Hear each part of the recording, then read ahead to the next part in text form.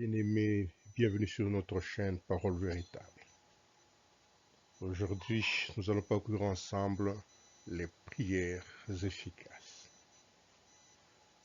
Dans le premier épître de Paul aux Thessaloniciens, chapitre 5, versets 16 à 18, nous lisons ceci: soyez toujours joyeux, priez sans cesse, rendez grâce en toutes choses, car c'est à votre égard la volonté de Dieu en Jésus-Christ. Donc, pour faire la prière, nous savons que nous devons être déterminés à le faire sans relâche, à le faire sans paresse. Nous n'avons pas un horaire que nous pourrons nous fixer en disant ça pourrait être à midi, à 14 heures ou à 16 heures. Pour nous, nous allons prier sans cesse. Ça, c'est l'ordre que le Seigneur donne à son peuple, à ses enfants, à ceux qui acceptent Jésus-Christ comme leur Seigneur, qui sont prêts à le suivre, à le servir pour toute leur vie, pour toute leur éternité. Ils doivent, durant cette vie terrestre, prier sans relâche, prier sans cesse. Nous n'avons pas de prière du matin, de midi et du soir.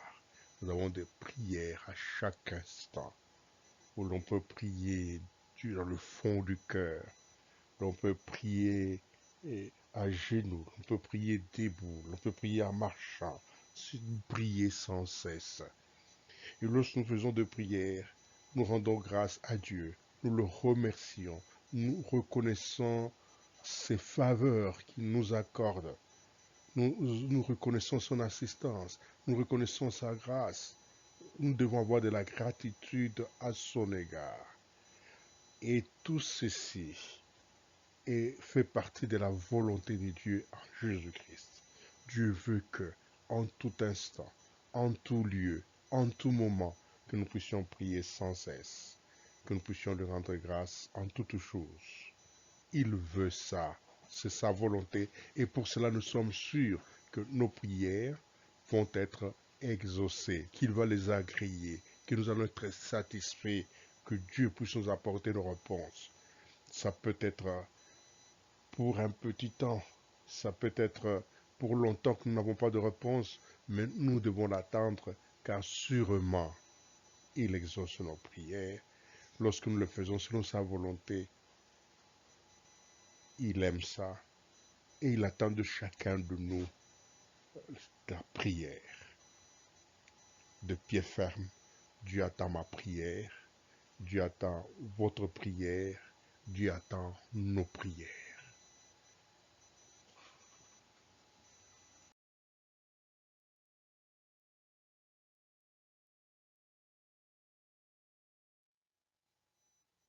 Durant cet entretien sur la prière, nous allons parcourir le contenu suivant. Pourquoi la prière? Quelles sont les conditions de prière? Nous voulons parcourir ici les instructions et préceptes de Jésus-Christ lui-même en personne, ce qui nous donne comme condition de prière. Notre attitude.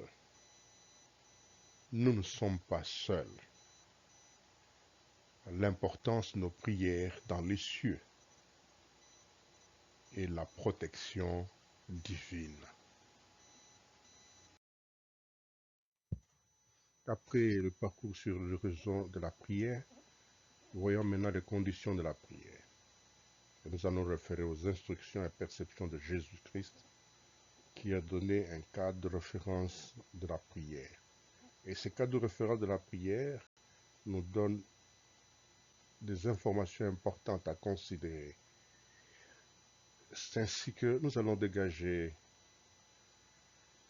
la discrétion, la manière de prier. Notre Père qui est dans les cieux, que ton nom soit sanctifié, le sens et ce que cela implique dans notre comportement. Que ton règne vienne, que ta volonté soit faite sur la terre comme au ciel. Donne-nous aujourd'hui notre pain quotidien. Et après ça, nous allons dégager quelques remarques. pour voir ce que nous pouvons retenir de cet ensemble. Ne nous induis pas en tentation, mais délivre-nous du malin, le filet de l'oiseleur, car c'est toi qu'appartiennent dans tous les siècles les règnes, la puissance et la gloire. Amen.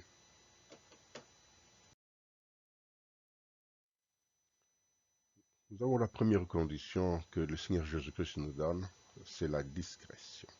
La discrétion, la discrétion, la discrétion. Ça reste encore un grand problème au milieu des enfants de Dieu. Lisons d'abord Matthieu chapitre 6, versets 5 à 15. Lorsque vous priez, ne soyez pas comme les hypocrites, qui aiment à prier debout dans les synagogues et au coin des rues pour être vus des hommes. Je vous le dis en vérité, ils reçoivent leur récompense. Mais quand tu pries, entre dans ta chambre, ferme ta porte et prie. Ton Père qui est dans les lieux secrets, et ton Père qui voit dans le secret te le rendra. En priant, ne multipliez pas de vaines paroles, comme les païens qui s'imaginent qu'à force de paroles, ils seront exaucés. Ne leur ressemble pas, car votre Père sait de quoi vous avez besoin avant que vous le lui demandiez. Ici, il dit, lorsque vous priez, il ne faut pas faire comme des hypocrites. Fignoler la langue, utiliser de gros mots pendant la prière, faire de la poésie dans la prière, pour attirer l'attention des gens, pour savoir voir que cette personne il sait réellement prier. Et de cela, vous recevez la récompense, vous recevez l'impression des gens, ils sont épatés, tout ça. Et vous dites, vous, c'est un homme de prière, une femme de prière. Et en ce moment-là, nous sommes perdants. Alors, pour éviter tout ça, il vous dit, faites votre prière dans la discrétion. Entrez dans votre chambre. Vous pouvez être au bureau. Ne prenez pas la posture de quelqu'un qui prie, que tout le monde puisse voir que telle personne est en train de prier là. Priez au fond de votre cœur. Et vous êtes sur la route, vous n'êtes pas obligé de vous arrêter, de vous ingénuer et puis d'élever vos mains vers le ciel, commencer à prier. Non, dans le fond de votre cœur, vous priez. Et les gens peuvent tous être souriants, ils croient que vous êtes vous faites attention à eux, alors que ce n'est pas le cas. Vous êtes en train seulement d'invoquer votre Dieu et ils ne s'en rendent pas compte. Faites ça dans les secrets. Ne cherchez pas à ce que les gens puissent nous voir que nous sommes en train de prier. Il y a aussi ces erreurs que nous commettons. De dire aux gens, vous savez, je viens de faire 5 jours de prière, de jeûne et prière, 40 jours de jeûne et prière, 7 jours de jeûne et prière à la montagne. J'étais en retraite, je viens de la retraite, pour que tout le monde sache que moi, je viens de la retraite. C'est mon secret, c'est ma confidence. Personne n'a besoin de savoir ça, si ce n'est Dieu qui dit, il nous voit dans le secret et il sait ce que nous demandons dans le secret et il va nous accorder. La confidence est une chose très importante. Lorsque vous partez voir votre avocat, votre médecin, vos relations entre lui sont réglées par la confidence. Et quand vous partez vers Dieu, nous partons prier, nous élevons nos voix vers lui, nous avons une relation, dans cette relation-là, nous avons une confidence. Il y a des choses qui sont gardées secrètes entre Dieu et moi, ce que je suis parti lui demander. Si d'autres personnes m'ont donné leur sujet de prière, ça ne sera pas pour l'occasion d'aller dire, vous savez, j'intercède pour vous, hein, je prie pour vous. Non, gardez ça secret. Les gens n'ont pas besoin de savoir que vous intercédez pour eux, que vous priez pour eux, à moins qu'ils vous aient demandé de prier pour eux et vous venez leur faire le rapport. Oui, j'ai fait votre prière. Mais si j'intercède pour quelqu'un qui ne m'a pas demandé de prier pour lui, je garde ça secret. C'est une confidence.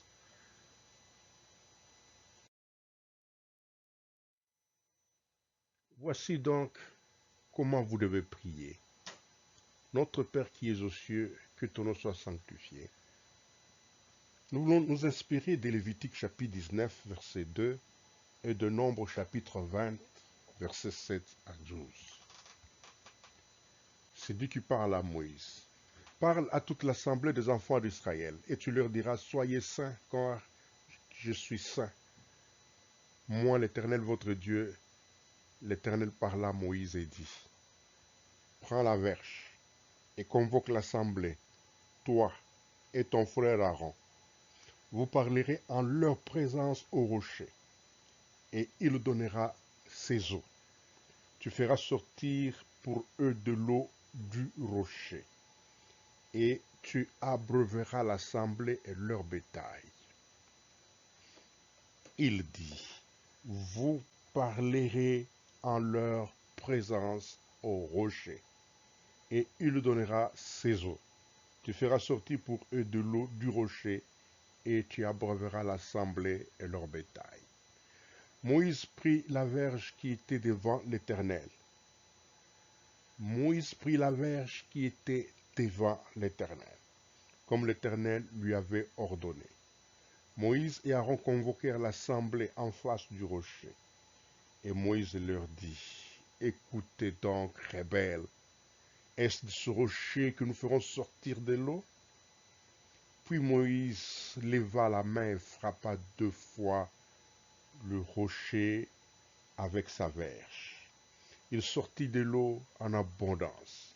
L'assemblée but et le bétail aussi.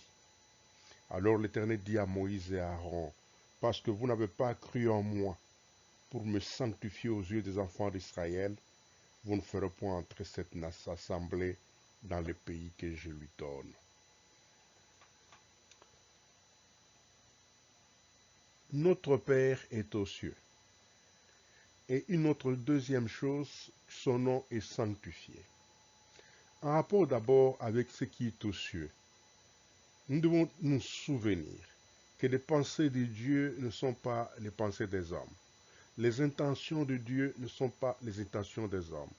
Il dit, autant plus, les cieux sont au-dessus de la terre, mes pensées sont au-dessus de vos pensées.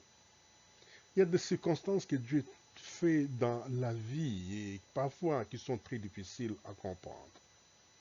Pour vous imaginer, Dieu dit à Abraham que ta descendance sera esclave en Égypte. Ils resteront là-bas pendant 430 ans. Et après ça, ils seront délivrés. C'est la prophétie que Dieu révèle à son serviteur Abraham. Et plus tard, un fils est né à Jacob, il s'appelle Joseph. Il a un songe. Et dans ce songe, il voit les étoiles, 11 étoiles. Il voit la lune et le soleil qui se prosternent devant lui. Il parle à son père s'énerve. Il dit, tu veux dire que ton père, moi ton père et ta mère et tes frères allons prosterner vers toi? Il dit, il garda ses secrets. Et Joseph, c'était un homme très bien aimé de Jacob. Un jour, il l'envoya pour aller voir ses frères. Mais la suite était fatidique. Ils l'ont pris, ils voulaient les tuer. Finalement, ils l'ont mis dans une caverne. Et après ça, ils l'ont vendu auprès de marchands qui partaient vers l'Égypte. Il se retrouve en Égypte. Alors on pourrait dire, mais pourquoi ses frères étaient-ils méchants pour faire toutes ces choses? Mais ça, c'est la pensée de Dieu est toute autre une réalité différente de ce que nous pensons, de ce que nous voyons. Dieu veut amener Israël en Égypte pour qu'ils puissent passer leurs 400 ans d'esclavagisme là-bas. Et après ça, ils vont rentrer pleins de gloire dans leur terre promise et Dieu va faire éclater sa gloire et sa puissance que le monde entier doit connaître de génération en génération. Il est dans les cieux, ses pensées sont au-dessus de nos pensées. Il est vendu dans la maison d'Potiphar, le chef de la garde, du service secret de la sécurité de Pharaon. C'est un niveau élevé. Il va se retrouver en prison. Et en prison, il va être à côté de 2 hommes qui sont des serviteurs de Pharaon. Il va expliquer leur songe. Et plus tard, Pharaon va voir son songe. Et c'est à lui qu'on va faire appel. Parce que quelqu'un se souvient qu'en prison, il y avait telle personne. Voilà, il nous avait expliqué ceci, cela. Et toutes les choses se sont accomplies comme cela avait été dit. Pharaon dit, faites venir cet homme. Et c'est Joseph qui va régner. À partir de lui, la famine, cette période de famine va passer. Et à partir de lui, il va faire venir toute sa famille en Égypte. Ils vont y rester. Et plus tard, ils vont devenir esclaves. Ça, c'est la pensée de Dieu et n'est pas notre pensée. Cette logique-là, elle est difficile à comprendre. Et lorsque nous sommes en train de prier Dieu, nous devons savoir que Dieu a sa façon de voir. Dieu a ses pensées. Dieu a sa logique, qui n'est pas notre logique. Notre logique, c'est la logique d'homme. Elle n'est pas solide. Elle se base sur des opinions.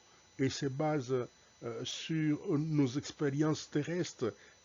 Et sur ces expériences terrestres, il y a une absence d'expérience céleste parce que nous n'en avons pas, nous sommes terrestres. La deuxième chose, que ton nom soit sanctifié, c'est ce qui ressort dans Lévitique ici et dans le livre de Nombre. Comment Dieu doit être sanctifié? Il ne va pas être sanctifié parce que je dis dans ma bouche, ô Père, sois sanctifié. Non, il doit être sanctifié par ma foi, par mon obéissance à sa parole, par l'accomplissement de sa volonté. C'est par ce moyen-là qu'il va être sanctifié. La volonté de Dieu à Moïse était la suivante. Vous parlerez en leur présence au rocher, et il donnera les eaux. Voilà la volonté de Dieu. Et quelle était la volonté de Moïse? La volonté de Moïse était celle-ci. Il frappa 2 fois le rocher avec sa verge. Il frappa 2 fois le rocher avec sa verge. C'est la pensée de Moïse. Ce n'est pas la pensée de Dieu. Et comme cette pensée ici, elle n'est pas celle de Dieu, elle n'a pas sanctifié Dieu. Il dit, à cause de cela, vous n'entrerez pas dans la terre promise. Mais il ne faut pas que ça puisse être plus grave pour nous, parce que nous ne les sanctifions pas, que nous puissions nous retrouver en enfer. Pour eux, ils n'auront pas part à la terre promise qui entre, le prototype qui représente le royaume de Dieu, le royaume des cieux. Et ici, nous avons le véritable royaume de Dieu, le véritable royaume des cieux, qui est là et que nous attendons pour y entrer. Alors, si nous ne sanctifions pas Dieu ici, et il serait difficile d'y entrer. C'est en sanctifiant Dieu, qu'en reconnaissant que ses pensées sont au-dessus de nos pensées, et lorsque nous prions de cette manière, Dieu va nous exaucer parce que nous sommes dans sa logique, nous sommes dans son diapason. Nous émettons sur la même onde avec lui. Nous devons monter plus haut pour arriver à ceci. Alors pour monter beaucoup plus haut et arriver au diapason de Dieu, il nous faut obéir à sa parole, il nous faut avoir la foi dans ce qu'il nous dit, il faut avoir confiance dans ce qu'il dit et appliquer cela. Ensuite, le Seigneur dit que ton règne vienne. En Éphésiens chapitre 1er verset 20 à 23, Éphésiens chapitre 2, 21 à 22, il nous présente déjà cette partie de ce règne qui est déjà là. Nous ne croyons pas que ça va venir dans le futur, c'est déjà là. Le royaume de Dieu est en même temps présent et en même temps avec extension future. Il a déployé en Christ, en le ressuscitant de mort, sa puissance, en le faisant asseoir à sa droite, dans les lieux célestes. C'est déjà un règne, car si quelqu'un est assis sur le trône de son pouvoir, de son autorité, vous dites qu'il règne au-dessus de toute domination, de toute autorité, de toute puissance, de toute dignité et de tout nom qui peut nommer non seulement dans le siècle présent, mais encore dans les siècles à venir. Il a tout mis sous ses pieds.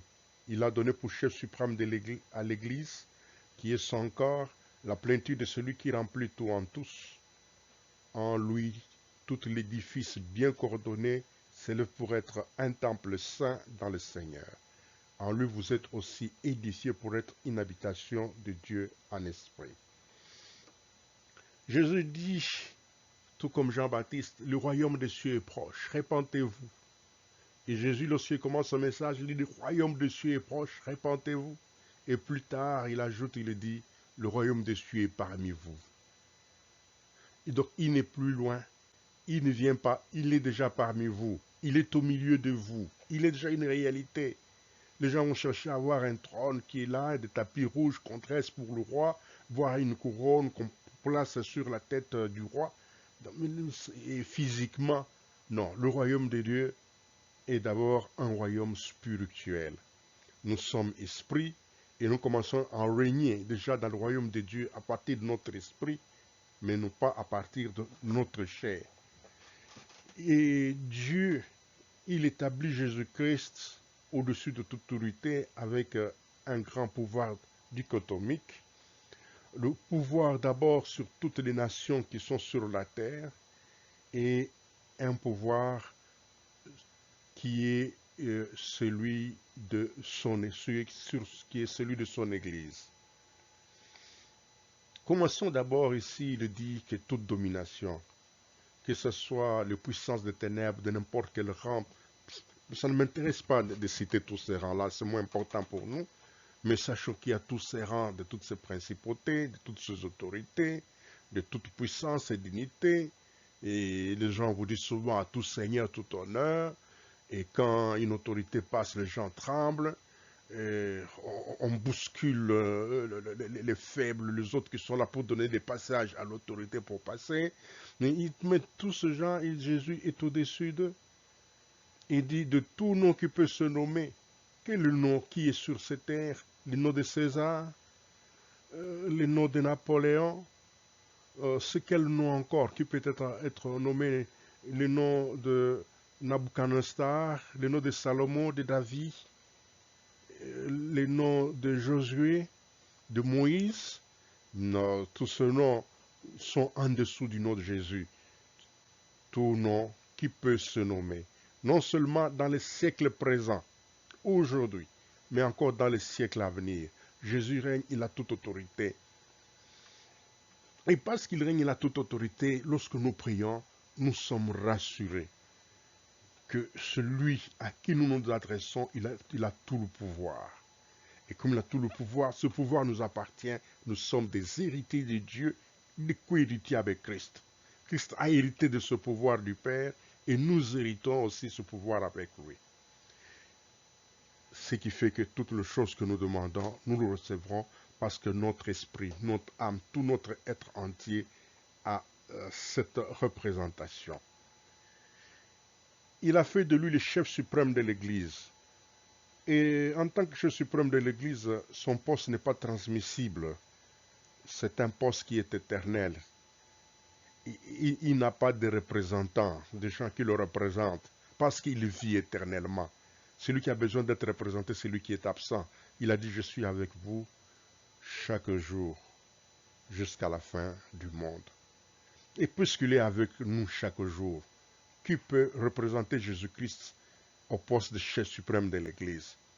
Et en exerçant le rôle de chef suprême de l'Église, il exerce sa plénitude de pouvoir sur tout le corps, qui est son Église, pour permettre à chaque personne de grandir et devenir une réalité spirituelle devant Dieu qui atteint la maturité divine, de parvenir à la stature du Christ, à l'état d'homme fait, à être comme Christ l'est.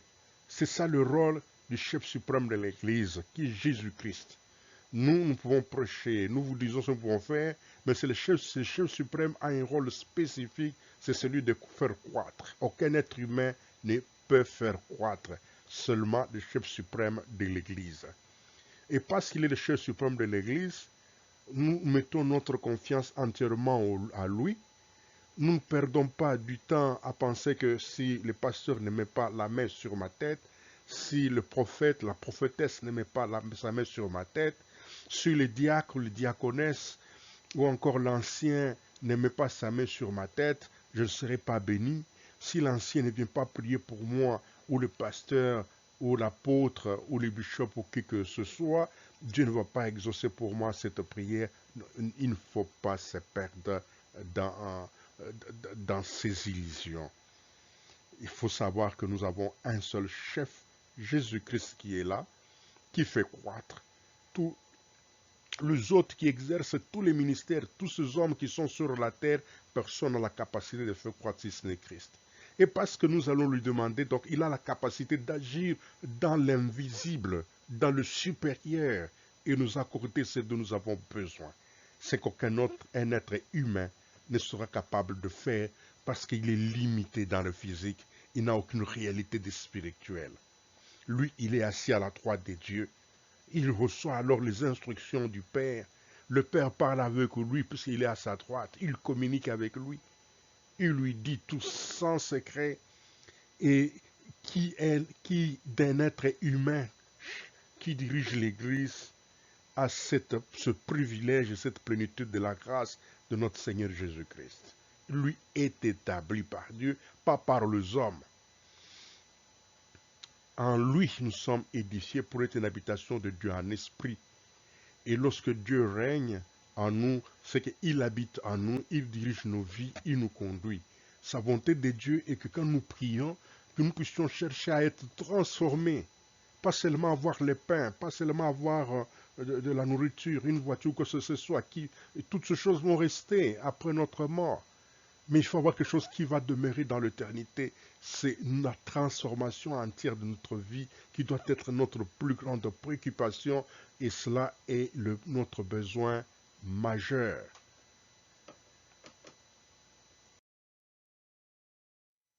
En plus, le Seigneur ajoute que ta volonté soit faite sur la terre comme au ciel. En Hébreux chapitre 10, versets 8 à 10, il est écrit, après avoir dit d'abord, tu n'as voulu et tu n'as agréé ni sacrifice, ni offrande, ni holocauste, ni sacrifice pour le péché, ce qu'on offre selon la loi. Il dit ensuite, voici, je viens pour faire ta volonté. Voici, je viens pour faire ta volonté. Il abolit ainsi la première chose pour établir la seconde. C'est en vertu de cette volonté que nous sommes sanctifiés par l'offrande du corps de Jésus-Christ une fois pour toutes. Tout être humain qui est né sur cette terre reçoit le corps de Dieu, reçoit la vie de Dieu pour accomplir la volonté de Dieu et non pas la volonté des créatures. Si l'homme commence à accomplir la volonté des créatures, c'est qu'il est en dehors de la volonté de Dieu. Et cette volonté à faire se base sur un cadre de référence. Le cadre de référence, c'est cette volonté telle qu'elle est accomplie, telle qu'elle est exercée dans le lieu céleste. Vous avez les anges qui obéissent à Dieu, qui accomplissent tout ce qu'ils font. C'est peut-être l'ange Gabriel ou l'ange Michel ou les autres anges qui disent que leurs noms sont merveilleux. Tous ceux-là qui sont au service de Dieu, ils accomplissent la volonté de Dieu.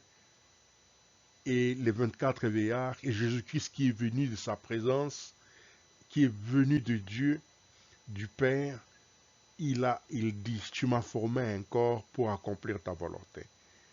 Alors, dans toutes ces choses que nous avons dans notre vie, nous devons avoir à cœur de faire d'abord la volonté de Dieu. Et lorsque nous sommes dans sa volonté, il dit alors tout ce que vous demanderez, je le ferai. Si vous gardez mes commandements, ça signifie que si vous les pratiquez, et si vous les laissez agir dans votre vie, régner dans votre vie, alors tout ce que vous demanderez à mon Père, à mon nom, je le ferai.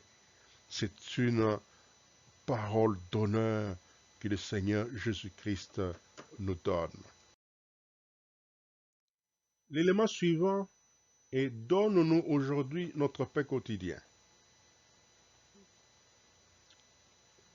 Jésus dit, c'est pourquoi je vous dis, c'est dans Matthieu chapitre 6, versets 25 à 34. Ne vous inquiétez pas pour votre vie, de ce que vous mangerez, ni pour votre corps, de quoi vous serez vêtu. La vie n'est-elle pas plus que la nourriture, et le corps plus que le vêtement? Regardez les oiseaux du ciel. Ils ne sèment ni ne moissonnent. Ils n'amassent rien dans des greniers. Et votre Père céleste le nourrit. Ne valez-vous pas beaucoup plus qu'eux? Qui de vous, par des inquiétudes, peut ajouter une coudée à la durée de sa vie?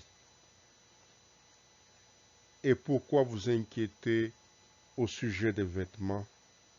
Considérez comment croissent les lits de champs. il ne travaille ni ne file. Cependant, je vous dis que Salomon, même dans toute sa gloire, n'a pas été vêtu comme l'un d'eux. Si Dieu revêt ainsi l'herbe de champ, qui existe aujourd'hui et qui demain sera jeté au four, ne vous vêtira-t-il pas à plus forte raison, gens de peu de foi? Aujourd'hui, nous avons beaucoup d'inquiétudes au sujet de la nourriture, au sujet des vêtements, au sujet de besoins terrestres. Dieu sait que nous en avons besoin. Et beaucoup s'en sont trouvés perdus. Parce qu'il dit, quand vous demandez à Dieu, ça prend beaucoup de temps, il ne répond pas rapidement. Mais quand vous demandez à l'autre camp, ça vient vite, vite. Mais c'est pour quelle finalité? Vous le recevez vite, vite, pour vous retrouver un jour dans les temps de feu. C'est une perte. Encore réservé de bien manger, d'être bien vêtu pour se retrouver en enfer. Des inquiétudes sur ce que nous devons manger, sur le salaire, sur les récompenses. Et il dit, Dieu prend soin des plantes, il prend soin des animaux. Et pourtant, nous sommes créés à son image et à sa ressemblance. Et il dit, croyez-vous que Dieu nous négligera, nous qui sommes créés à son image, à sa ressemblance?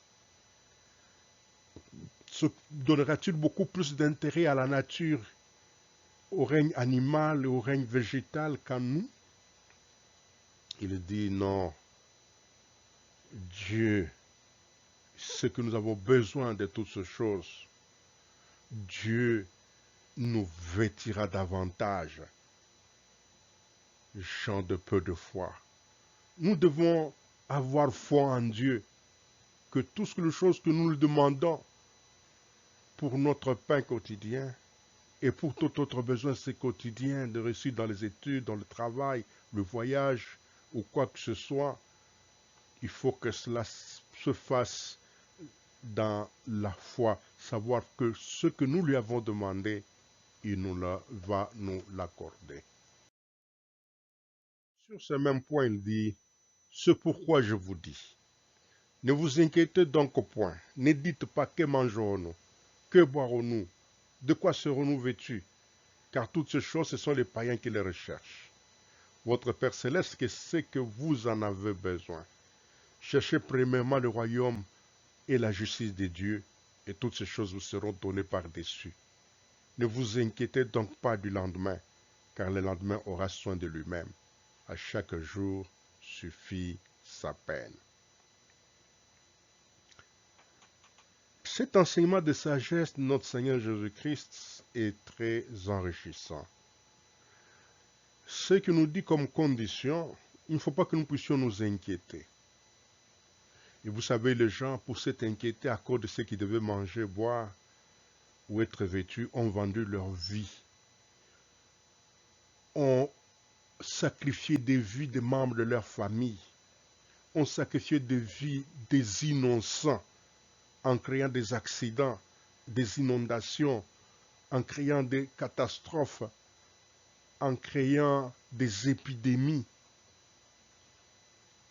en apportant toute forme de vice seulement pour leur propre intérêt, mais tout en oubliant que les vies-là, de ces gens-là, qu'on donne pour avoir la gloire, la puissance, pour dominer, pour que les autres puissent trembler devant vous, les esprits de ces gens-là, leur âme crie chaque jour contre vous devant la face de Dieu. Mais en faisant tout ça, on se complique la vie pour rien.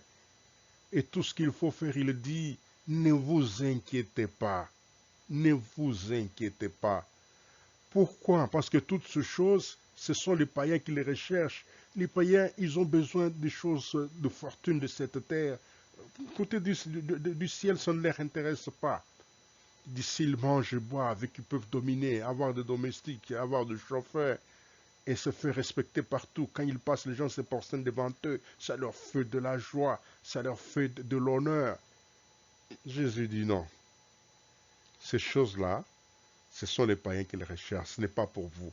Si Dieu ne vous a pas encore répondu, ne vous a pas encore donné, soyez patient. Il finira par vous faire arriver ce dont vous avez besoin. C'est le cas de quelqu'un qui vient me voir et je lui donne un chèque. Nous sommes samedi et la banque sera ouverte, il est samedi 12 heures, la banque sera ouverte lundi. Et cette personne est confiante. Il sait qu'il pourrait passer à la banque le lundi, le mardi ou n'importe quel jour de la semaine et il aura son argent parce qu'il a le chèque. Quel est notre chèque que nous recevons de Dieu? C'est de savoir que Dieu a exaucé nos prières. C'est ça notre chèque. Parce qu'il a exaucé nos prières, le ressource, l'argent, le fonds est déjà là pour nous. Nous l'aurons, que ce soit le lundi, que ce soit le mardi ou un autre jour de la semaine. Il est là, c'est notre fonds. Notre chèque, c'est Dieu a exaucé notre prière. Nous faisons confiance. Recherchez le royaume des cieux et la justice de Dieu. Et quand vous recherchez le royaume de Dieu, la justice de Dieu, vous êtes agréable devant sa face. La justice de Dieu n'est pas la justice du monde. Dans la justice du monde, tout le monde est un monsieur bon, un monsieur juste, un monsieur agréable, irréprochable, irrépréhensible. Et en disant ainsi, on trouve alors que Dieu, lui, il n'est pas juste, donc Dieu est fautif. Parce que Dieu a dit à Adam, tu ne mangeras pas de ces fruits, ils ont mangé. Et par là, ils ont trouvé que Dieu était injuste.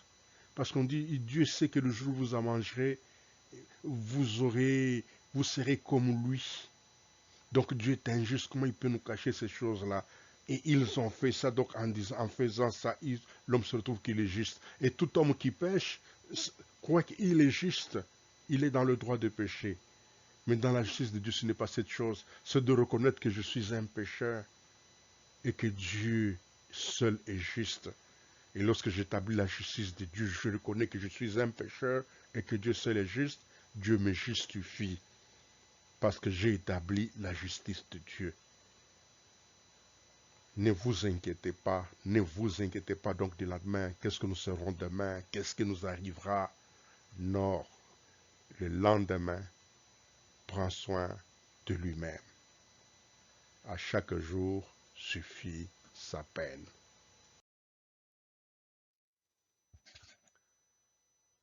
Et encore plus, pardonne nos offenses, comme nous aussi nous pardonnons à ceux qui nous ont offensés. Matthieu 18, 21 à 35 dit ceci. Alors Pierre s'approcha de lui et dit, Seigneur, combien de fois pardonnerai-je mon frère lorsqu'il péchera contre moi? Serai-je jusqu'à 7 fois? Jésus lui dit, je ne te tiens pas jusqu'à 7 fois, mais jusqu'à 70 fois 7 fois. Les autres parleront jusqu'à 77 fois 7 fois. C'est pourquoi le royaume des cieux est semblable à un roi qui voulut faire compte à ses serviteurs. Quand il s'est mis à compter, on lui amena un qui devait 10 000 talents, 10 000 dollars par exemple, 15 000 dollars par exemple, 500 dollars, 100 dollars, 10 dollars, peu importe. Comme il n'avait pas de quoi payer, son maître ordonna qu'il fût vendu. Lui, sa femme, ses enfants et tout ce qu'il avait, et que la dette fut acquittée. Le serviteur se jetant à terre, se prosterna devant lui et dit, Seigneur, aie patience envers moi, et je te payerai tout. Ému de compassion, le maître serviteur le laissa aller et lui remit la dette. Après qu'il fut sorti, ce serviteur rencontra un de ses compagnons qui lui devrait 100 deniers, qui lui devrait 100 dollars. Il les saisit et l'étranglait en disant « Paye ce que tu me dois ». Souvenez-vous que lui, il devait 10 000, il devait 10 000 talents, il devait 10 000 talents, et son frère lui devait seulement 100 deniers. Donc il avait une très forte dette à l'égard du roi, de son maître, Et l'autre avait une petite dette par rapport à lui, quand nous comparons la somme qu'il avait à l'égard du roi.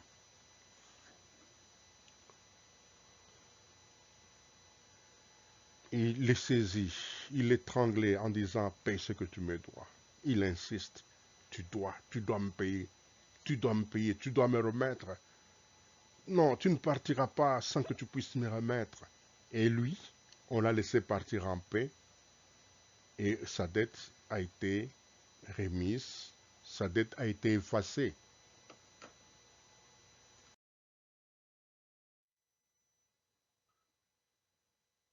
Et ici, l'on ajoute, on dit, toujours Matthieu 21, 35, il dit, compagnon, se jetant à terre, les supplier, disant, aie patience envers moi, je te payerai. Mais l'autre ne voulut pas. Il alla le jeter en prison jusqu'à ce qu'il eût payé ce qu'il devait. Ses compagnons, ayant vu ce qui était arrivé, furent profondément attristés. Et ils allaient raconter à leur maître tout ce qui s'était passé. Alors le maître fit appeler ses serviteurs et lui dit, méchant serviteur, je t'avais remis en entier ta dette, parce que tu m'en avais supplié. Ne devais-tu pas aussi avoir pitié de ton compagnon, comme j'ai eu pitié de toi? Et son maître, irrité, le livra au bourreau jusqu'à ce qu'il eût payé tout ce qu'il devait. C'est ainsi que mon Père Céleste vous traitera si chacun de vous ne pardonne à son frère de tout son cœur. Pardonner ici a une condition. Pour que Dieu me pardonne, il faut que moi je puisse pardonner. Pardonnons-nous nos offenses plutôt, comme nous aussi. Car si tu ne pardonnes pas les offenses, tu vas dire à Dieu, pardonne les offenses comme nous aussi, alors on se retrouve menteur. Et comment peut-on être courageux d'aller mentir Dieu en disant pardonne nos péchés comme nous pardonnons aussi à ceux qui nous ont offensés? Il faut savoir ici que le pardon est inconditionnel. Il ne faut pas attendre que ceux qui t'ont fait du mal puissent venir demander pardon. C'est vous qui devez apporter le pardon. Avec la notion de la dette, quand quelqu'un a fait du mal contre toi, il a une dette. Et cette dette doit devoir être payée. Et le moyen de payer cette dette, c'est de demander pardon. Et quand vous avez demandé pardon, votre dette est remise, ce péché n'est plus là, vous êtes quitte, vous êtes libre. Et quand vous avez la dette, vous êtes esclave, on va se retrouver en enfer, parce qu'on a la dette. Il ne faut pas avoir de dette. Quand quelqu'un te nuit, pardonne-leur, pardonnez-lui, et vous n'avez pas de dette devant la face de Dieu, et vous êtes libre. Et ici, quand vous aussi vous faites du mal à quelqu'un, soyez humble, soyons humbles. Allons demander pardon à ce monsieur qui dit excusez. J'ai agi par maladresse. Pardonne-moi en tout cas le mal que je t'ai fait. Et Dieu te sera agréable. Aujourd'hui, il y a trop de rancune et trop de haine dans le milieu des enfants de Dieu, au point que l'on se complique la vie pour rien. Il faut pardonner. C'est un ordre du Seigneur. Pardonnez, pardonnez, pardonnez, pardonnez, pardonnez. Quelles sont les remarques que nous avons en ce qui concerne ce qui est pardonné? Il dit, si vous pardonnez aux hommes leurs offenses, votre Père Céleste vous pardonnera aussi. Ça, c'est un point très important. Mais si vous ne pardonnez pas aux hommes, votre Père ne pardonnera pas non plus vos offenses. Je crois que c'est l'opposé de ce premier élément. Il y a une chose que nous devons retenir, que à Dieu seul appartient la vengeance et la rétribution, comme nous l'avons en Romains chapitre 12, verset 9, verset 19 plutôt, et en Deutéronome chapitre 32, verset 34 à 36. Ne vous vengez point vous-même, bien-aimés, mais laissez agir la colère de Dieu, car il est écrit à moi la vengeance, à moi la rétribution, dit le Seigneur. Cela n'est-il pas caché près de moi, scellé dans mes trésors? À moi la vengeance et la rétribution, quand leur pied chancellera, car le jour de leur malheur est proche, et ce qui les attend ne tardera pas. L'Éternel jugera son peuple, mais il aura pitié de ses serviteurs en voyant que leur force est épuisée et qu'il n'y a plus ni esclaves ni hommes libres. Rentrons quand même dans une réalité de notre société. Quelqu'un a endommagé votre véhicule, il a endommagé quelque chose de votre maison, ou encore qu'il a détruit quelque chose qui vous appartient, qu'il a une dette qui ne rembourse pas, ou encore qu'il a fait un mal contre vous, et l'on vous a chassé du travail où vous travaillez parce que vous avez été calomnié du fait qu'il ne vous aimait pas, et vous n'avez plus l'emploi, vous dites je vais me venger. Alors pour se venger, qu'est-ce qu'on fait? On va aller chercher de fétiches pour jeter de mauvais sorts de maladie à cette personne. L'on va aller chercher des gens pour jouer de mauvais coups à cette personne. Et on cherche peut-être encore d'autres moyens de pouvoir venir se venger. Il dit non, et vous faites cela, ce n'est pas agréable. Dans notre société, nous avons le cours de tribunaux qui ont la responsabilité de la vengeance et de la rétribution. Personne d'autre ne peut exercer cette discrétion qui leur appartient. Quelqu'un a détruit son véhicule, tu ne peux pas aller détruire son véhicule de toi-même. Quelqu'un a giflé ton enfant, tu ne peux pas aller aussi partir le gifler. C'est de la vengeance. Parce qu'il ne m'a pas donné de l'eau à boire, il me demande de l'eau, je ne l'en donnerai pas. C'est de la vengeance. Quand j'étais autrefois à l'hôpital hospitalisé, il ne m'a pas visité, moi aussi je ne visiterai pas. C'est de la vengeance. Et lui, il ne dit jamais bonjour aux gens, moi aussi je ne lui en dirai pas, c'est de la vengeance. La vengeance appartient à Dieu.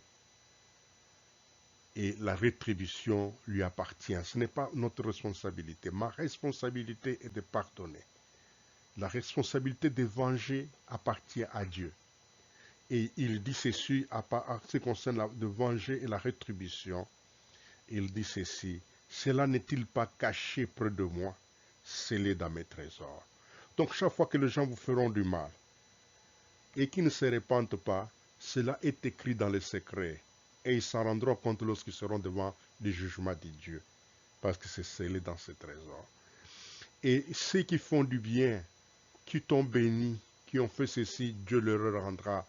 Ne vous efforcez pas parce que quelqu'un t'a fait du bien et qu'il faut venir avec une chèvre parce qu'il t'a donné de l'emploi. Et il faut venir avec une chèvre pour le remercier. Non, ce n'est pas ton travail. Il n'est pas là pour recevoir tes chèvres, c'est son travail. Il est payé pour ça, pour embaucher les gens. Évitez de faire ça parce que cette rétribution ne t'appartient pas, ça appartient à Dieu. Apprenons à pardonner et n'allons pas exercer le pouvoir de Dieu, faire un coup d'état à Dieu, prendre son pouvoir et commencer à l'exercer. Et ce pouvoir, c'est la vengeance et la rétribution. Parce que Dieu jugera son peuple et quand il jugera son peuple, lui seul se vengera. Et même c'est son jugement qu'il fait, ça peut être aujourd'hui, ça peut être demain, avant même le jugement suprême. Ne nous induis pas en tentation, mais délivre-nous du malin. Psaume 91, verset 1 à 8, Apocalypse, et au chapitre 3, verset 9 à 11. On parle ici du filet de l'oiseleur dans le psaume 91, verset 1 à 8. Celui qui demeure sous l'abri du Très-Haut repose à l'ombre du Tout-Puissant. J'ai dit à l'Éternel, mon refuge et ma forteresse, mon Dieu à qui je me confie. Car c'est lui qui te délivre du filet de l'oiseleur, de la peste et de ses ravages. Il te couvrira de ses plumes, et tu trouveras un refuge sous ses ailes. Sa fidélité est un bouclier et une cuirasse, donc une protection. Tu ne craindras ni les terreurs de la nuit, ni le flèche qui vole du jour, ni la peste qui marche dans les ténèbres, ni la contagion qui frappe en plein midi. Que 1000 tombent à ton côté et 10 000 à ta droite, tu ne seras pas atteint. De tes yeux seulement tu regarderas et tu reverras la rétribution de méchants, car tu es mon refuge, Ô Éternel, tu fais du Très-Haut ta retraite. L'ennemi, il vient avec des pièges pour nous atteindre, nous garder auprès de lui, comme il avait piégé Ève et Adam. Si tu manges de cette plante et si tu manges de ce fruit, tu seras comme Dieu. Il les a piégés, ils sont tombés dans son filet, dans le filet de l'oiseleur. Et aussi, il utilise aussi d'autres personnes qui peuvent venir nous séduire, nous tromper, nous induire en erreur, et nous tombons dans le filet de l'oiseleur. Ne croyez pas que ce filet est loin, mais il est tout autour de nous. Et nous-mêmes aussi, si nous ne confions pas à la parole de Dieu, nous ne demeurons pas fidèles en Dieu, nous nous retrouverons dans le filet de l'oiseleur. Dans l'Apocalypse 3, 9 à 11, il dit ceci: Voici, je te donne de ceux de la synagogue de Satan, qui se disent juifs ne le sont pas, mais qui mentent. Voici, je le ferai venir se prosterner à tes pieds et connaître que je t'ai aimé. Parce que tu as gardé la parole de la persévérance à moi, je te garderai aussi à l'heure de la tentation qui va venir sur le monde entier pour éprouver les habitants de la terre. Je viens bientôt, retiens ce que tu as, afin que personne ne prenne ta couronne. Il y a quelque chose qui peut nous empêcher de recevoir la grâce de Dieu, c'est lorsque nous sommes dans le filet de l'oiseleur. Par chaque fois que nous cherchons à prier, le diable bloquera et il nous accusera en disant, voilà, ils m'appartiennent, ils sont dans mon filet, ils sont à moi. Il y a des gens qui prient, qui disent être du Christ, ou aussi dans des assemblées divers, mais pour Dieu, ils trouvent qu'ils sont de la synagogue de Satan, son adversaire. Ils disent qu'ils sont juifs, qu'ils sont chrétiens, mais lui, Dieu, il vous dit, ils ne le sont pas. Et je le ferai venir se porter à tes pieds, connaître que je t'ai aimé. Comment expliquer cela? C'est qu'ils sont tombés dans des doctrines humaines, dans des philosophies humaines, dans des considérations humaines, et se sont éloignés davantage de Dieu, mais en faisant l'impression d'être des saints, d'être des serviteurs de Dieu, alors qu'ils ne le sont pas. Nous ne pouvons pas être ensemble avec des gens comme ça, et lorsque nous sommes avec ces gens comme ça n'attire pas la paix dans le cœur de Dieu pour nous faire du bien, parce que nous retrouvons du côté de l'ennemi. Parce que tu as gardé ta parole de la persévérance en moi, je te garderai aussi à l'heure de la tentation qui va venir sur le monde entier pour éprouver les habitants de la terre.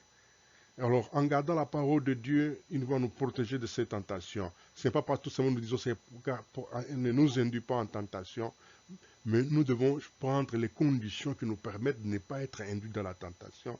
C'est de demeurer persévérant à la parole de Dieu. Et quand vous êtes persévérant en Christ, dans la parole de Dieu, qu'est-ce que cela signifie? Vous avez des inimitiés, des gens qui vous détestent, qui vous combattent, qui vous traitent comme de la peste parce que vous appartenez à Jésus.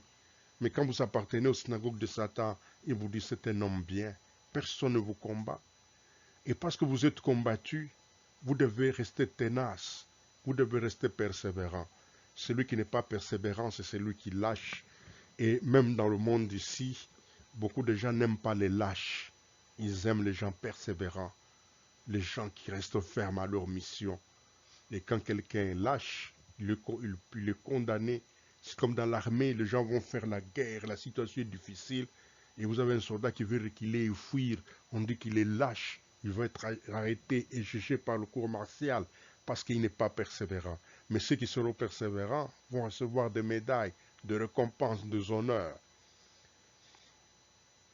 Il y a une tentation qui vient sur la terre et qui est déjà même venue sur la terre et qui est en train d'agir sur la terre pour éprouver les habitants de la terre. Il y a beaucoup de gens qui sont venus, qui se sont dit, moi je suis le Christ, moi je suis Dieu. Ils étaient parmi nous, d'autres sont même morts.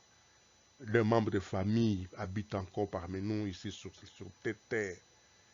Et ils sont venus plusieurs, se disant Christ, de plusieurs races humaines. Tout ça, c'était des tentations. Pour Jésus du Christ, Jésus dit ceci, si on vous dit qu'il est ici ou qu'il est là-bas, n'y allez pas. Parce que le temps est difficile. Ne faites pas confiance à quelqu'un parce qu'il fait des miracles, parce que le boiteux marche, les aveugles parlent, parce que l'eau devient du vin, que essentiellement cet homme est de Dieu. Le diable fait aussi des miracles séducteurs pour tenter les gens. Les gens croient que quand quelqu'un est un ministre de Dieu et qu'il fait des miracles de produits, c'est le véritable ministre et tout le monde est derrière cet homme-là. Il faut faire attention. Ça peut être un instrument qui n'est pas de Dieu mais de la synagogue de Satan. Et ils viennent pour éprouver la terre, tenter, et ceux qui se rapprochent d'eux tombent dans le filet de l'oiseleur. Je viens bientôt, retiens ce que tu as, afin que personne ne prenne ta couronne. Et quand vous tombez dans le filet de l'oiseleur, vous perdez votre couronne, vous perdez votre dignité. Et quand vous avez votre couronne, ça signifie que vous êtes dans la royauté. Vous régnez avec Jésus, je règne avec Jésus, nous régnons avec Jésus.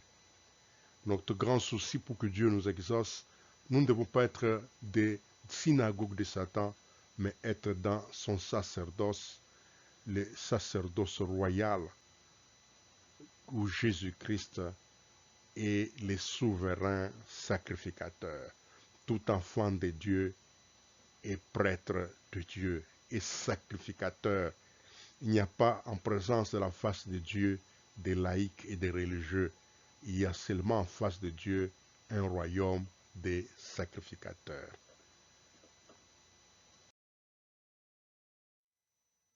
Le point suivant, c'est « Car c'est à toi qu'appartiennent dans tous les siècles le règne, la puissance et la gloire. » Amen. Dans l'Apocalypse 22, 1 à 7, il dit « Et il me montra un fleuve d'eau de la vie, limpide comme du cristal, qui sortait du trône de Dieu et de l'agneau. Au milieu de la place de la ville et sur le bord du fleuve, il y avait un arbre de vie produisant 12 fois le fruit, rendant son fruit chaque mois, et dont le feuille servait à la guérison des nations. Il n'y aura plus d'anathème, le trône de Dieu et de l'agneau sera dans la ville. Ses serviteurs le serviront et verront sa face, et son nom sera sur leur front. Il n'y aura plus de nuit. Ils n'auront besoin ni de lampes ni de lumière, parce que le Seigneur Dieu les éclairera, et ils régneront au siècle des siècles. Et il me dit, ces paroles sont certaines et véritables, et le Seigneur, le Dieu des esprits des prophètes, a envoyé son ange pour montrer à ses serviteurs les choses qui doivent arriver bientôt. Et voici, je viens bientôt, et celui qui garde les paroles de la prophétie de ce livre. C'est très intéressant ici. C'est à toi qu'appartiennent dans tous les siècles le règne, la puissance et la gloire. Au siècle des siècles. Il y en a qui ont régné au Moyen-Âge et qui ne sont plus en vie. Il y en a qui ont régné au temps moderne et qui ne sont plus en vie. Il y en a qui ont régné dans le temps de l'Antiquité et qui ne sont plus en vie. Il y en a qui règnent pendant ce temps ici contemporain, d'autres qui ne sont plus en vie, d'autres qui sont en vie et qui aussi disparaîtront plus tard après que leur temps de vie sur la terre va être accompli. Mais la particularité de notre Dieu, c'est qu'il vit au siècle des siècles. Et que la gloire lui appartient au siècle des siècles. Le règne lui appartient au siècle des siècles. La puissance lui appartient au siècle des siècles. La gloire lui appartient au siècle des siècles. Le Seigneur a pris déjà possession de son règne. Ce règne que Adam et Ève avaient perdu. Parce que Dieu leur avait donné le règne sur tout ce qui était sur la terre. Il leur avait donné cette responsabilité de régner sur tout ce qui était sur la terre. Et quand le diable est venu, ils ont perdu ce règne. Et ce règne de la terre est tombé entre les mains du diable, entre les mauvaises mains. Et c'est pourquoi le diable règne encore sur cette terre, dans ce que nous appelons le royaume des ténèbres. Mais ce royaume des ténèbres n'est pas éternel. Il prendra fin un jour. Mais le royaume de Dieu, qui est le royaume des lumières, subsiste à perpétuité. Jésus-Christ, Dieu l'a établi, le roi des rois et le seigneur des seigneurs. Il a fait asseoir à la droite de sa majesté divine et il règne au siècle des siècles. Et tout genou doit fléchir devant lui et confesser que Jésus, confesser de la bouche que Jésus est Seigneur à la gloire du Père. Tous les démons, les diables, les méchants, les bons, tous, ils doivent confesser que Jésus est Seigneur à la gloire de Dieu. Ils viennent se prosterner à ses pieds, fléchir les genoux. Personne ne doit se mettre debout devant sa face ou parler debout, donc fléchir les genoux. Pas se prosterner, mais fléchir les genoux. Parce qu'il règne. Le trône de Dieu et de l'agneau sera dans la ville. Ses serviteurs les verront, les serviront et verront sa face et son nom sera sur leur face. Et ses serviteurs régneront au siècle des siècles. Parce que le Seigneur Dieu les écrira, ils régneront au siècle des siècles. Nous sommes appelés à régner. Ce règne que nous avons perdu en Éden, au travers d'Adam, nous nous retrouvons en Jésus-Christ pour régner au siècle des siècles, non pas sur cette terre, mais dans son royaume, dans les lieux célestes. Et si ceci reste notre préoccupation, de voir que la gloire puisse revenir à Dieu, pas aux hommes, alors Dieu va exaucer notre prière. Souvent nous voulons voir quand elle vient, il a le talent. C'est Dieu qui donne des talents. C'est un excellent artiste. Nous disons qu'il est icône. Nous disons qu'il est un star incomparable. Nous disons non, nul homme n'a été comme lui. Et nous le vénérons. Nous partons avec nos documents pour leur donner pour qu'ils puissent seulement mettre leur signature là-bas. Nous partons seulement à leur côté pour que nous puissions être photographiés à leur côté et immortaliser cette présence dans notre vie pour dire voilà, moi au moins j'étais avec cet homme, je lui ai serré la main. Non, la gloire doit revenir à Dieu. Et lorsque vous faites du bien aux gens, vous pouvez secourir aux gens, n'attendez pas qu'ils viennent vous rendre à vous la louange, mais qu'ils rendent à Dieu qui vous a donné la force, qui vous a donné les capacités de pouvoir les secourir, car Dieu ne peut agir que dans les hommes. Car Dieu règne quand il agit dans les hommes et accomplit sa volonté. Comme aussi le diable agit dans ce qui lui appartient et accomplit aussi la volonté de leur Père. Laissons la gloire à Dieu, ne nous en accaparons pas, ne cherchons pas à être glorifiés, ne nous faisons pas révérer, nous ne sommes pas des révérends. Dieu seul est révérend. Dieu seul est révérend. Aucune créature n'est révérende. Nous allons prier ensemble. Bien avant ça, nous lisons 1 Timothée chapitre 2 verset 8. Je veux donc que les hommes prient en tout lieu, en élevant des mains pures, sans colère ni mauvaise pensée. Et deuxièmement, veillez donc et priez en tout temps afin que vous ayez la force d'échapper à toutes ces choses qui arriveront et de paraître debout devant le Fils de l'homme. Il y a une insistance que je veux faire ici. Dieu dit, prions premièrement pour le roi, tous ceux qui sont élevés en dignité. Et aujourd'hui, nous faisons des choses contraires, parce qu'au nom de la démocratie, nous sommes dans l'opposition. Notre rôle sera d'insulter les autorités. Notre rôle sera d'être indiscipliné à l'égard des autorités établies. Quand nous demandons de faire des manifestations qui le refusent, nous partons les faire par la force. Et en faisant par la force, nous n'obéissons pas. Parce que toute autorité établie de Dieu, il faut que les gens respectent ce que l'autorité a dit. Et parce que nous faisons ça, nous devenons haineux et nous ne sommes plus à mesure de prier pour les autorités. Et c'est un péché de ne pas prier pour ces autorités. C'est pour cela qu'il dit qu'il faut qu'en tout lieu, les hommes prient en élevant des mains pures, qui n'ont pas de colère, pas de haine ou de mauvaises pensées. Veillez donc et priez en tout temps, afin que vous ayez la force d'échapper à toutes ces choses qui arriveront et de paraître devant le Fils de l'homme. Nous allons prier. Seigneur du Tout-Puissant, nous te sommes reconnaissants pour cet enseignement. Nous voulons que tu puisses l'écrire sur la table de notre esprit, parce que ta parole prophétique, telle qu'annoncée par le prophète, telle que tu l'as annoncée par ton Fils Jésus-Christ lui-même, afin que nous soyons édifiés et que nous devenons un peuple saint, un peuple mis à part. Nous devenons des sacrificateurs et un royaume à ton service pour l'éternité. Nous voulons être, Seigneur Dieu, des instruments entre tes saintes mains pour accomplir, Seigneur Dieu, cette œuvre merveilleuse d'être des veilleurs, d'être des sentinelles, d'élever, Seigneur Dieu, toujours nos mains pures devant toi, d'intercéder, Seigneur Dieu, pour nos vies, pour la vie de ceux qui nous persécutent, la vie de ceux qui nous torturent, pour prier, Seigneur Dieu, pour toute autorité établie, Seigneur Dieu, sur cette terre, pour prier pour tout le monde, afin que tous te connaissent, tous marchent dans ta voie et tous demeurent en toi.